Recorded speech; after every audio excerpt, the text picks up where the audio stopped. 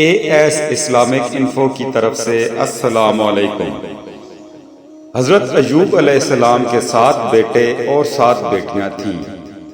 ایک طرف آپ علیہ السلام کی زندگی مسائل سے بھری ہے تو دوسری طرف صبر و استقامت جیسے اوصاف سے اللہ پاک نے آپ کو نواز رکھا تھا۔ آپ کے پاس 1000 اونٹ، 1000 بکریاں، 500 غلام اور 500 کے قریب اہل و عیال تھے۔ آپ کا شمار اس وقت کے مالدار لوگوں میں ہوتا تھا۔ آپ ہر وقت خدا کی یاد میں مشغول رہتے اور شکر گزاری کرتے رہتے۔ شیطان آپ کی اس قدر عبادت اور شکر گزاری کو دیکھ کر حسد کی آگ میں جلتا اور ہر وقت کسی نہ کسی طریقہ سے آپ کو اپنے جال میں پھنسانے کی کوشش کرتا رہتا۔ لیکن غیب سے ندا آئی کہ اے لعین، ایوب میرا بندہ ہے اور صالح اور شاکر ہے، اس پر تیرا وار کچھ اثر نہ کرے گا۔ اس پر شیطان خدا سے کہنے لگا کہ آپ نے اس کو ثروت، فراغت اور قدرت عطا کی ہے اور اس کی آنکھیں اولاد کے دیدار سے روشن ہیں، پھر یہ تیرا شکر کیوں نہ بجا لائے؟ اگر تو اس سے یہ سب کچھ لے لے تو یہ ہرگز کبھی تجھے یاد نہ کرے گا اور تیری بندگی سے بیزار ہو جائے گا۔ اللہ پاک نے فرمایا، اے ابلیس، تیرا یہ گمان غلط ہے۔ شیطان کہنے لگا کہ اگر تو اس کا مال اولاد پر میرا تسلط دے دے تو معلوم ہو جائے گا کہ یہ کس طرح بندگی کرتا ہے۔ اللہ پاک نے شیطان کو حضرت ایوب علیہ السلام کی اولاد اور مال پر تسلط دے دیا۔ شیطان خوش ہو گیا اور اپنے تابعداروں کو ساتھ لے کر اس نے حضرت ایوب علیہ السلام کے مال مویشی دریا میں بہا دیے۔ اس کے بعد شیطان خود گوالے کی صورت میں حاضر ہوا اور حضرت ایوب علیہ السلام کو مویشی ڈوب جانے کی خبر دی۔ حضرت ایوب علیہ السلام نے فرمایا کہ خدا کا شکر ہے کہ جس نے اپنے فضل سے دیا تھا اور عدل سے لے لیا۔ پھر شیطان نے مایوس ہو کر اپنے پیروکاروں سے کہا کہ حضرت ایوب علیہ السلام کی زراعت اور کھیتی باڑی کو آگ لگا دو۔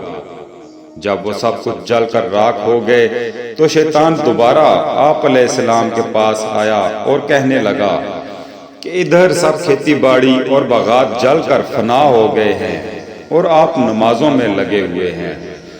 حضرت ایوب علیہ السلام نے پھر اللہ تعالیٰ کا شکر ادا کیا اور وہی جواب دے کر دوبارہ عبادت میں مشغول ہو گئے، بلکہ پہلے سے بھی زیادہ دل جمی سے عبادت کرنے لگے۔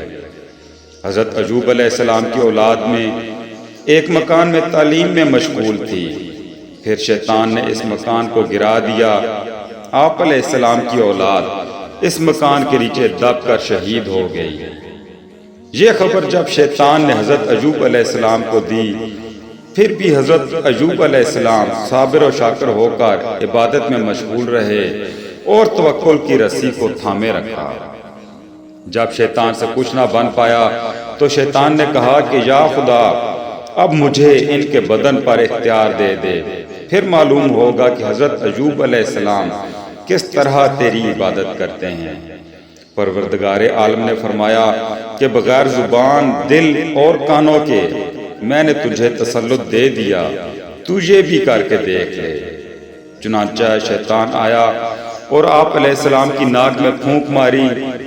اس کی حرارت سے پورے بدن میں خارش شروع ہو گئی، جس سے گوشت پھٹنے لگا اور تمام بدن میں کیڑے پڑ گئے۔ لوگوں نے آپ علیہ السلام کو شہر سے باہر ایک جھونپڑی میں ڈال دیا۔ ہر کوئی آپ سے بیزار ہو گیا سوائے بی بی رحمت کے۔ انہوں نے کمر بستہ ہو کر آپ کی خدمت کی۔ جب سب مال و دولت ختم ہو گیا تو بی بی نیک بخت نے مزدوری شروع کر دی۔ آدھی مزدوری خدا کے نام حضرت ایوب علیہ السلام کی تندرستی کے لیے صدقہ دے دیتی اور باقی آدھی مزدوری پر اپنا گزر بسر کرتی۔ آپ جب بھی مزدوری کرنے کے لیے جاتی تو شیطان راستے میں کھڑا ہوتا اور کہتا کہ تو جوان اور صاحب جمال ہے، کس واسطے مزدوری کرتی ہے اور اپنی جوانی کو تو ایسے آدمی کی خدمت میں برباد کر رہی ہے۔ مصر میں ایک دولت مند سردار ہے، اس بیمار کو چھوڑ دے، میں تجھ کو اس سردار کے نکاح میں دے دوں گا۔ وہ بی بی پاک اعتقاد والی تھیں اور شیطان کی کسی بات پر بھی دھیان نہ دیتی، بلکہ واپسی پر وہ سارا حال حضرت ایوب علیہ السلام کو سنا دیتی۔ تو حضرت ایوب علیہ السلام فرماتے کہ وہ ابلیس ہے، تو اس کی باتوں پر نہ جانا۔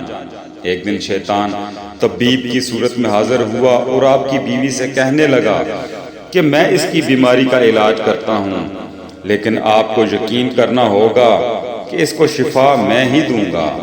لیکن شیطان اپنے اس مقصد میں بھی کامیاب نہ ہو سکا۔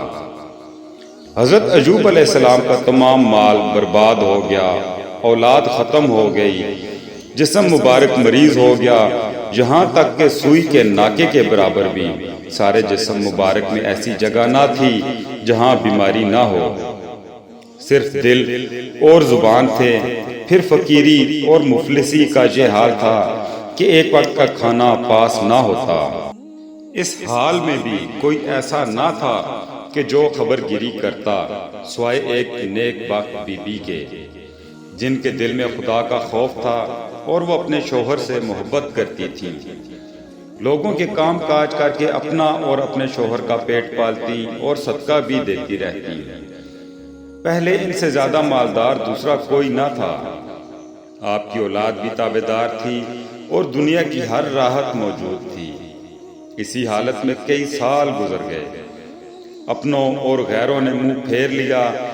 آپ کی خیریت پوچھنے والا کوئی نہ تھا، صرف آپ علیہ السلام کی وہی نیک بیوی صاحبہ تھیں جو ہر وقت دن رات خدمت کے لیے کمر بستہ رہتی۔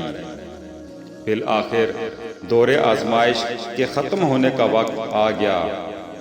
پھر اللہ کے اس برگزیدہ بندے نے رب العالمین کی بارگاہ میں دعا کی، تو اسی وقت اللہ پاک نے ان کی دعا کو قبول فرمایا اور حکم ہوا کہ اپنا پاؤں زمین پر مارو۔ پاؤں مارتے ہی دو چشمے جاری ہوئے، ایک نہانے کے لیے اور دوسرا پینے کے لیے۔ نہانے سے بدن کے اوپر کی بیماری چلتی گئی اور پینے سے اندرونی بیماری سب کی سب جاتی رہی، اور آپ علیہ السلام کو ظاہری اور باطنی ہر طرح کی تندرستی حاصل ہو گئی۔ بی بی صاحبہ جب واپس آئیں تو ان سے پہلے حضرت جبرائیل علیہ السلام حضرت ایوب علیہ السلام کو عمدہ لباس پہنا کر واپس چلے گئے۔ بی بی صاحبہ واپس آئیں اور دیکھا کہ ایک خوبصورت جوان آپ علیہ السلام کی جگہ پر بیٹھا ہوا ہے، تو آپ پہچان نہ سکیں اور ان سے دریافت کرنے لگیں کہ اللہ کے بندے، یہاں پر ایک نبی جو دکھ اور بیماری میں مبتلا تھے، کیا آپ نے ان کو دیکھا ہے؟ تو انہوں نے فرمایا کہ میں وہی ہوں۔ اس پر وہ بہت خوش ہوئیں اور فرمایا کہ یہ کیسے ہوا؟